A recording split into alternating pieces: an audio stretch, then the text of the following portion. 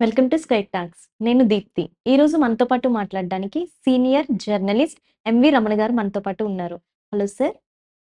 ఈ మధ్య మనం చిరంజీవి గారు చూసుకున్నట్లయితే ఒక సినిమా ఫంక్షన్‌లో ప్రజారాజ్యం జనసేనగా మారిపోయిందని, అలాగే తన వారసత్వాన్ని నిలబెట్టడానికి వారసుడు కావాలని చిరంజీవి చేసిన వ్యాఖ్యలపై మీ అభిప్రాయం ఏంటి సార్? చిరంజీవి అయినా ఎవరైనా సరే ప్రతి ఒక్కళ్ళకి సొంత అభిప్రాయాలు ఉంటాయి. దాన్ని మనం వ్యతిరేకించాల్సిన అవసరం లేదు.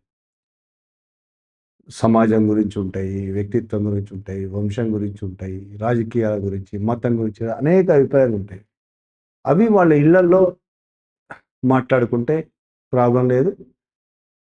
పెద్ద ఎవరు ఫేమస్ కాని వ్యక్తులు ఎక్కడ కూర్చొని గద్దెల మీద కూర్చొని మాట్లాడుకున్నా పెద్దగా సమస్య రాదు. కానీ ఫేమస్ అయిన వ్యక్తులు, అనేక మంది, లక్షలాది మంది, వేలాది మంది అభిమానులు ఉన్న వ్యక్తులు, రాజకీయ నాయకులు కావచ్చు, సినిమా నటులు కావచ్చు, కొంతమంది బిజినెస్ మెన్లు కావచ్చు, ఇటువంటి వాళ్ళు మాట్లాడిన మాటలు ప్రజల మీద చాలా తీవ్రమైన ప్రభావం చూపిస్తాయి. నెగిటివ్ ప్రభావం చూపిస్తాయి, పాజిటివ్ ప్రభావం కూడా చూపిస్తాయి. వాళ్ళు చెప్పిన అభిప్రాయాలే నిజం అనుకొని కొన్ని వేల మంది ఆ అభిప్రాయాలని ఫాలో అయ్యే వాళ్ళు ఉంటారు, వాళ్ళ మీద ఉన్న అభిమానులు. ముఖ్యంగా చిరంజీవి లాంటి వాళ్ళకి వేల మంది అభిమానులు ఉన్నారు. ఆయన కుటుంబానికే వేల మంది అభిమానులు ఉన్నారు. దానివల్ల చిరంజీవి చెప్పిన మాటని తూచా తప్పకుండా పాటించే వాళ్ళు కూడా ఉంటారు. కాబట్టి ఆయన అభిప్రాయాలు చెప్పే టైంలో జాగ్రత్త వహించడం అవసరం. ఆయనకు సొంత అభిప్రాయాలు ఉండవా? ఉంటాయి, ఉండాలి, తప్పేం లేదు. కానీ ఆ అభిప్రాయాలు ఇప్పుడు నడుస్తున్న సమాజానికి ఎంత హాని చేస్తాయి, హాని చేసే అభిప్రాయాలను పాటించొచ్చా లేదా అనేది కూడా ఇక్కడ చర్చ జరుగుతుంది. ఈ సమాజానికి ఇవాళ చిరంజీవి చెప్పిన మాటలు ఉపయోగపడతాయా, హాని చేస్తాయా? చిరంజీవి అభిమానులు, ఆయన కుటుంబం ఎన్నైనా చెప్పొచ్చు. తన సొంత అభిప్రాయం ఏదో మాట్లాడాడు, దానికి ఇంత చర్చ అవసరమే. ఇది సమాజం మీద ప్రభావం చూపిస్తుంది. ఆయన అభిమానులు, గుడ్డి అభిమానులు చాలా మంది ఆయన ఫాలో అయ్యే అవకాశం ఉంది. అదే అభిప్రాయాలు కరెక్ట్ అనుకునే అవకాశం ఉంది. కాబట్టి దీని మీద చర్చ ఖచ్చితంగా జరిగి తీరుతుంది, జరగాలి. మొదటిది, ప్రజారాజ్యం రూపాంతరం చెంది జనసేనగా ఆవిర్భవించింది ఆయన మాట్లాడాడు. రాజకీయానికి సంబంధించిన అంశం అయినప్పటికీ ఇది ఆయనకు రాజకీయాల మీద కనీస అవగాహన లేదు అనడానికి ఇది ఒక గుర్తు. ఆయన ప్రజారాజ్యం పెట్టాడు. అప్పుడున్న ఎలక్షన్స్లో పార్టిసిపేట్ చేసి 20 సీట్లలో గెలిచాడు. అయితే ఆయన ఓడిపోవడం జరిగింది, అధికారంలోకి రాలేకపోయాడు. అధికారంలోకి వస్తాననుకొని ఎన్టీ రామారావు ఎలాగైతే తెలుగుదేశం పార్టీ పెట్టి 6 నెలల్లోనే ఆ పార్టీని డెవలప్ చేసి అధికారంలోకి రాగలిగాడో, అలాగే తాను కూడా ఇక్కడున్న తెలుగుదేశం, కాంగ్రెస్ పార్టీలు రెండింటిని కాదని ప్రజలు తనను ముఖ్యమంత్రిని చేస్తారని ఆయన కలలు కన్నాడు. అందులో తప్పేం లేదు. ఆయన చుట్టూ ఉన్న వాళ్ళు కూడా అదే అభిప్రాయం ఆయన మీద రుద్దారు. అయితే ఎలక్షన్స్లో 20 సీట్లు మాత్రమే వచ్చే అధికారం రాకపోవడంతో ఆయన చాలా దిగులు పడ్డాడు, నిరుత్సాహపడ్డాడు. సహజం అది ఆయనకి. ఆయన ఎప్పుడు ధైర్యంగా ఏ పని చేసేవాడు కాదు. మనం చూస్తుంటే సినిమాల్లో కావచ్చు, సినిమా రంగంలో జరిగే కార్యక్రమాలకు సంబంధించి కావచ్చు, సమస్యల పరిష్కారానికి సంబంధించి కావచ్చు, ఆయన ఎప్పుడు ధైర్యంగా ముందడుగేసి సమస్యలు పరిష్కరించడానికి, ఏదైనా సమస్యను ఎదిరించి పోరాడి చేయాలి అన్నంత ఆ సత్తా ఉన్న వ్యక్తిగా మనకు కనిపించాడు. ఆయన తానొవ్వక నొప్పించక అనే పద్ధతిలో ఎవరిని నొప్పించకుండా తాను అందరితో మంచిగుంటూ తన మంచివాడు అనిపించుకుంటూ బతకాలని కోరుకుంటాడు. అలాంటి వ్యక్తి పార్టీ ఓడిపోయేసరికి ఏం చేయాలో అర్థం కాని పరిస్థితి. దాన్ని తీసుకెళ్ళి కాంగ్రెస్ పార్టీలో కలిపేశారు. కాంగ్రెస్ వాళ్ళు ఆయనకి కేంద్రంలో మంత్రి పదవి ఇచ్చారు. అప్పుడు కాంగ్రెస్ ప్రభుత్వం అధికారంలో ఉంది కాబట్టి కేంద్రంలో మంత్రి పదవి ఇచ్చారు. ఈయన కాంగ్రెస్లో తన పార్టీని కలిపేశారు. అంటే కాంగ్రెస్లో పార్టీని కలిపేసిన తర్వాత ప్రజారాజ్యం పార్టీ అనేది రద్దయిపోయింది, లేదు. చిరంజీవి పేరుతో ఉన్న ప్రజారాజ్యం పార్టీ ఉండదు, అందులో విలీనం అయిపోయింది. అంటే చిరంజీవి ఆ రోజుకి కాంగ్రెస్ నాయకుడు. ఇప్పటికీ నిజం చెప్పాలంటే కాంగ్రెస్కి రాజీనామా చేయలేదు కాబట్టి ఆయన కాంగ్రెస్ నాయకుడిగానే గుర్తింపబడుతున్నాడు. రాజీనామా చేయలేదు కాంగ్రెస్. కేంద్ర మంత్రి పదవి వచ్చింది. ఆ తర్వాత జరిగిన ఎన్నికల్లో కాంగ్రెస్ ఓడిపోయింది. బీజేపీ అధికారంలోకి వచ్చింది. ఆయన అయిపోయింది. ఆయన రాజకీయ జీవితం కూడా క్లోజ్ అయిపోయింది. ఆయన కూడా రాజకీయాలకు స్వస్తి చెప్పి ఇకపై నేను రాజకీయాల జోలికి పోనని ప్రకటించి మళ్ళీ సినిమాలు చేసుకోవడం మొదలుపెట్టాడు. దీని అర్థం ఏంటి? ప్రజారాజ్యం జనసేనగా మారింది అనడం అని పచ్చాబద్ధం. ఎందుకంటే ప్రజారాజ్యం లేదు, రద్దు చేసుకున్నాడు, ఆయన విలీనం చేసేసాడు. కాబట్టి పవన్ కళ్యాణ్ ఏర్పాటు చేసిన జనసేన పవన్ కళ్యాణ్దే. అది చిరంజీవి ఏర్పాటు చేసిన ప్రజారాజ్యానికి మరో రూపం కాదు, పవన్ కళ్యాణ్దే. పవన్ కళ్యాణ్ పద్ధతికి చిరంజీవి పద్ధతికి కూడా చాలా తేడా ఉన్నాయి. అయితే పవన్ కళ్యాణ్ కూడా తన రాజకీయ వారసుడుగా అనుకుంటాడు చిరంజీవి. పవన్ కళ్యాణ్ని పార్టీ పెట్టడం, పవన్ కళ్యాణ్ ఇప్పుడు డిప్యూటీ సీఎం కావడం, అటు టీడీపీతో బీజేపీతో కలిసి ఏపీలో అధికారంలోకి రావడం అనేది చిరంజీవి చాలా ఆనందం కలిగించే అంశం. తన తమ్ముడు దాదాపు కొడుకులా చూసుకున్నాడు కాబట్టి ఖచ్చితంగా ఆనందం ఉంటుంది తమ్ముడు చేస్తే. అయితే తమ్ముడు పద్ధతి అన్న పద్ధతికి కూడా తేడా ఉంది. అయినా సరే అధికారంలోకి రావడమే ఆయన కోరుకున్నాడు కాబట్టి ఆయన చేయలేని పని తమ్ముడు చేశాడని ఆనందపడుతున్నాడు. ఆనందించడంలో తప్పు లేదు. కానీ ప్రజారాజ్యమే జనసేన అని మాట్లాడడానికి ఆయనకు అర్హత లేదు, మాట్లాడకూడదు, తప్పు టెక్నికల్గా. ఎందుకంటే రాజకీయాలు ఆయనకు తెలియదు అనడానికి ఇది ఒక గుర్తు. ఇంకొక రెండో అంశము, ఆయన మాట్లాడుతూ మా ఇంట్లో అందరూ ఆడపిల్లలే ఉంటారు, మనవరాళ్ళే ఉంటారు, నేను మనవరాళ్లతో ఆటలాడుకున్నట్టు ఉండదు, నాకు లేడీస్ హాస్టల్ వార్డెన్ లాగా అనిపిస్తుంది, నాకు చుట్టూ ఉండి నేను వార్డెన్ లాగా అనిపిస్తుంది నాకు అనే మాట మాట్లాడాడు. అంతేకాదు, నా లెగసీ కంటిన్యూ చేయడానికి, నా వంశాన్ని నిలబెట్టడానికి ఒక మగపిల్లాడు కావాలని చరణ్తో ఎప్పుడో చెప్తున్నా, ఒక మనవడిని కనాలని. మరి చరణ్ ఏం చేస్తాడో చూడాలి, నాకైతే మనవడు కావాలి అని మాట్లాడాడు. ఇప్పుడున్న ఆధునిక సమాజంలో భారతదేశం కూడా చాలా అభివృద్ధి చెందుతూ, టెక్నాలజీ పరంగానే కాదు భావపరంగా కూడా చాలా అభివృద్ధి చెందుతూ, ప్రజలు మారుతున్న దశ, తమ ఆలోచన విధానం కూడా మారుతున్న దశలో ఉన్న స్థితిలో ఇంకా తన వంశం నిలబడడం, అది మగవాళ్లే నిలబెట్టడం అనే పాత చింతకాయ. నిజం చెప్పాలంటే వాళ్ళ తమ్ముడు పవన్ కళ్యాణ్ ఏదైతే సనాతన ధర్మం అని చెప్తున్నాడో, ఆ సనాతన ధర్మ రక్షణ కోసం ఈయనేదో వంశాన్ని నిలబెట్టాలని కోరుకుంటున్నట్టుగా ఉంది, తమ్ముడి సనాతన ధర్మాన్ని. దానికోసం వంశాన్ని నిలబెట్టడానికి ఒక మగ పురుషుడు కావాలని కోరుకుంటున్నట్టుగా ఉంది. ఇది ఎంత దుర్మార్గమైన ఆలోచన అంటే, ఆయనకు అర్థమవుతుందో అర్థం కావట్లేదో, స్త్రీని కించపరచడం, స్త్రీని అవమానపరచడం, ఈ భారతదేశాన్ని ఏలుతున్నారు స్త్రీలు. భారతదేశంలో చాలా ఉద్యోగాల్లో స్త్రీలు చాలా బలమైన పోటీ ఇస్తున్నారు మగవాళ్లతో. ఈ భారతదేశ నిర్మాణంలో స్త్రీలు 50% ఉన్నారు, నిర్మించిండ్రు. దాన్ని పక్కన పెట్టి, దాన్ని ఆలోచించకుండా, ఏ మాత్రం పట్టించుకోకుండా మగపిల్లగాడే తన వంశాన్ని నిలబెడతాడనే దుర్మార్గమైన ఆలోచన. ఇది ఒక్క చిరంజీవికి సంబంధించిన అంశమే కాదు, అటు సినిమా నటులు కానీ రాజకీయ నాయకులు కానీ ఈ తన తర్వాత తన వంశాన్ని నిలబెట్టేవాళ్ళు మగవాళ్లే. తన వంశ గౌరవాన్ని నిలబెట్టడం, వంశాన్ని నిలబెట్టడం, ఇది ఒక పితృస్వామిక భూస్వామ్య భావజాలం. ఈ రోజులో ఉండాల్సింది కాదు భూస్వామ్య భావజాలం, పితృస్వామిక భావజాలం. వంశాన్ని నిలబెట్టడం ఏంటి? అసలు స్త్రీ అయినా పురుషుడైనా వంశాన్ని ఎందుకు నిలబెట్టాలి? ఎవరి కోసం నిలబెట్టాలి? ఏమవుతుంది? రేపు ఈయన తర్వాత 3 తరాల తర్వాత చిరంజీవి పేరు వాళ్ళకు గుర్తుంటుందా? అసలు చిరంజీవి ఎవరనేదే మర్చిపోతారు. 3 తరాలు, మా ముత్తాత ఎవరో నాకు గుర్తులేదు, నా పేరు కూడా తెలియదు నాకు. సేమ్ అదే జరుగుతుంది 3-4 తరాల తర్వాత, లేదా 10 తరాల తర్వాత ఎవరు చిరంజీవి? వంశాన్ని నిలబెట్టడం ఏంటి అసలు? కులము, మతము, ఇంటి పేర్లు, ఈ భావజాలం అనే దుర్మార్గమైన భావజాలాన్ని ఒక రకంగా మనువాద భావజాలం ఇది. ఏదైతే బీజేపీ కొనసాగిస్తున్నదో, బీజేపీ భారతదేశంలో కొనసాగాలనుకుంటుందో, అమలుపరచాలనుకుంటుందో అదే భావజాలాన్ని తన తమ్ముడు పుణికిపుచ్చుకున్నాడు. ఇప్పుడు చిరంజీవి మాటలు కూడా అవే మాటలు మాట్లాడుతున్నాడు, మనవాద భావజాలాన్ని మాట్లాడుతున్నాడు. తన వంశం నిలబెట్టుకోవడానికి ఒక మగపిల్లవాడు కావాలని. తన చుట్టూ ఉన్న ఆడపిల్లలు, మనవరాళ్ళు రేపు పెద్దగా అయ్యి ఈ వీడియోను రేపు వాళ్ళు చూస్తే వాళ్ళు ఏ విధంగా ఫీల్ అవుతారు?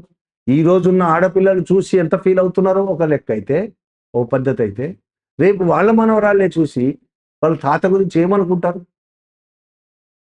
ఇంత తక్కువ బుద్ధి గలవాడా మా తాత, ఇంత కుచ్ కుచితంగా ఆలోచిస్తాడా, ఇంకా సంకుచితంగా ఆలోచిస్తాడు నా తాత అని ఫీల్ అవ్వరా వాళ్ళు? ఆ ఆడపిల్లలు రేపు మీ సినిమా రంగాన్ని వెళ్ళొచ్చు, లేదు రాజకీయాల్లో పైకి పోవచ్చు, పెద్ద పెద్ద ఉద్యోగాల్లో ఉండొచ్చు, అధికారాన్ని అధిరోహించవచ్చు, ఏమైనా చేయొచ్చు, ఈ భారతదేశాన్ని ఏలొచ్చు రేపు వాళ్ళు. మీ మనవరాలనే కాదు, స్త్రీలు ఎవరైనా వాళ్ళు నిలబెట్టేవాళ్ళు కాదా? అంత చిన్న చూపు అవసరమా? ఒక్క చిరంజీవికి సంబంధించిన అంశమే కాదు, ఈరోజు రాజకీయాల్లో, సినిమా రంగంలో ఈ కుటుంబాలను తన తర్వాత వారసులను తీసుకురావడం, వారసురాళ్ళు కాదు. మళ్ళీ ఉదాహరణ కృష్ణ, సూపర్ స్టార్ కృష్ణ కూతురు సినిమాలోకి వచ్చినప్పుడు కృష్ణ అభిమానులే చాలా తీవ్రంగా వ్యతిరేకించారు. ఆమెను సినిమాలోకి రావద్దని, హీరోయిన్గా చేయొద్దని. అంటే మన నరాన పితృస్వామిక భావజాలం ఎంత ఉందో అర్థమవుతుంది. కృష్ణ వ్యతిరేకించడం కాదు, కృష్ణ అభిమానులు వ్యతిరేకించారు. కృష్ణ అభిమానుల వ్యతిరేకత్వం ఆమె సినిమాలోంచి వెనక్కి వెళ్ళడం జరిగింది, సినిమాలోకి రాకుండా వెనకడిగేయాల్సి వచ్చింది. అంత దుర్మార్గమైన సమాజంలో బతుకుతున్నాం మనం. అదే కృష్ణ కొడుకులు సినిమాలోకి రావచ్చు. మహేష్ బాబు 50 ఏళ్ళు వచ్చినా రేపు కొడుకులు 60 ఏళ్ళు వచ్చినా హీరోలుగా చేయొచ్చు, కూతుళ్ళు మాత్రం అదే సినిమా రంగంలోకి రావద్దు. అంటే అమ్మాయిలు తమకు నచ్చిన రంగాన్ని ఎంచుకునే స్వేచ్ఛ సమాజం ఇవ్వట్లేదు, కనీసం తల్లిదండ్రులు కూడా ఇవ్వని పరిస్థితి ఉంది. ఎన్టీ రామారావు కుటుంబం, ఎన్టీఆర్ తర్వాత ఎవరు హరికృష్ణ వచ్చాడు సినిమాల్లోకి, బాలకృష్ణ వచ్చాడు, హరికృష్ణ కొడుకు, ఇద్దరు కొడుకులు వచ్చారు, బాలకృష్ణ కొడుకు రేపో మాపో రాబోతున్నాడు. ఆడపిల్లలు వచ్చారా? వాళ్ళు మాత్రం రాలేదు సినిమా రంగంలో. ఎన్టీఆర్ కూతుళ్ళు రాలేదు. బాలకృష్ణ కొడుకు రేపో మాపో రాబోతున్నాడు, బాలకృష్ణ కూతుర్లు వచ్చారా? రాలేదు. ఎందుకు మరి అమ్మాయిలను ఎందుకు రానియరు? కుటుంబ పరిపాలన కావాలి, కుటుంబ లెగసీ నిలబెట్టాలి, అది మగవాళ్లే నిలబెట్టాలి. రాజకీయాల్లో అంతే. ఎన్టీఆర్ తర్వాత అల్లుడు చంద్రబాబు వచ్చాడు రాజకీయాల్లోకి, కొడుకు బాలకృష్ణ, ఇంకో అల్లుడు కొంతకాలం వెంకటేశ్వరరావు పరిపాలన సాగించాడు. ఇప్పుడు చంద్రబాబు తన తర్వాత పరిపాలించడానికి లోకేష్ రెడీ చేస్తున్నాడు, కొడుకు లోకేష్. వారసత్వము, వంశము, కుటుంబ పాలన ఇవి భారతదేశాన్ని సర్వనాశనం చేస్తున్నాయి. ఒక్క టీడీపీ, ఎన్టీఆర్ సినిమా రంగంలో వచ్చిన వీళ్ళే కాదు, అన్ని రంగాల్లో ఉన్నది. అక్కడ తమిళనాడులో డిఎంకే పార్టీ అదే విధంగా ఉంది, ఇక్కడ బీఆర్ఎస్, కేసీఆర్ తర్వాత కేటీఆర్, కవిత, ఒక అల్లుడు, ఇంకో అల్లుడు, ఈ విధంగా కుటుంబ పరిపాలన.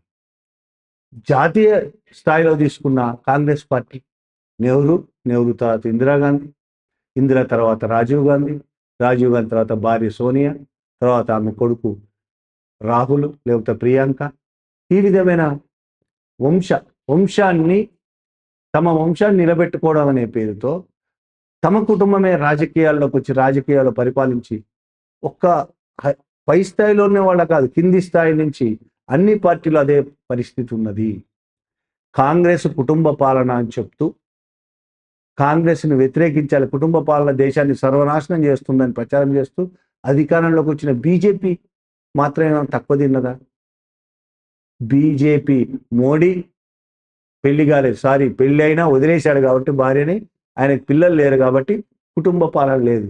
నెంబర్ 2 ఉన్న అమిత్ షా కొడుకు జైషాన్ పాలిటిక్స్లోకి రాలేకపోవచ్చు, ఆయన సక్సెస్ కాలేడు కాబట్టి. కానీ ఆయన ఊరికే ఉంచారా? భారతదేశ క్రికెట్కి అధిపత్యం చేశారు. ఇప్పుడు ప్రపంచ క్రికెట్కి అధిపతి ఆయన, ఇంటర్నేషనల్ క్రికెట్ కౌన్సిల్కు ఇప్పుడు చైర్మన్ ఆయన. ఎవరు చేశారు ఇది? అధికారంలో ఉంది కాబట్టి అమిత్ షా చేశాడు. బీజేపీలో మిగతా వాళ్ళు దాదాపు అన్ని స్థాయిలో ఉన్న వాళ్ళ వాళ్ళు కూడా వాళ్ళ తండ్రులు రాజకీయాల్లో ఉన్న వాళ్ళే, ఆ తర్వాత వాళ్ళ పిల్లలు రాజకీయాల్లోకి వచ్చిన వాళ్ళే. చాలా లిస్టు చెప్పుకోవచ్చు బీజేపీలో కూడా. అనురాగ్ ఠాకూర్ కేంద్ర మంత్రి, హిమాచల్ మాజీ సీఎం, బీజేపీ సీనియర్ నేత ప్రేమ్ కుమార్ ధుమాల్ కొడుకిన. పీయూష్ గోయల్ కేంద్ర మంత్రి, ఆయన కూడా. బీజేపీ మాజీ జాతీయ కోశాధికారి, మాజీ కేంద్ర మంత్రి వేద్ ప్రకాష్ గోయల్ కుమారుడు.